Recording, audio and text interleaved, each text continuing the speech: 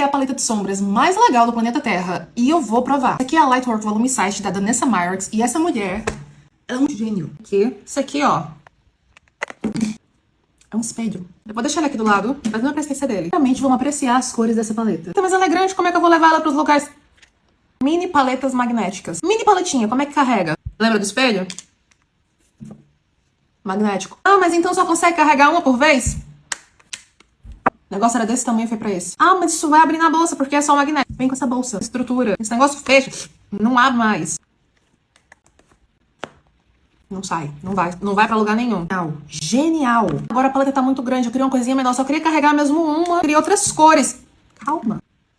Cada sombra é magnética que você quiser e depois você carrega só uma mesmo. E o que é que eu faço com isso aqui agora? Isso aqui é magnético também. Tem muita sombra magnética aí no mercado, você consegue fazer uma paleta gigante de cores. Eu não sei, cara, você coloca o que você quiser aqui.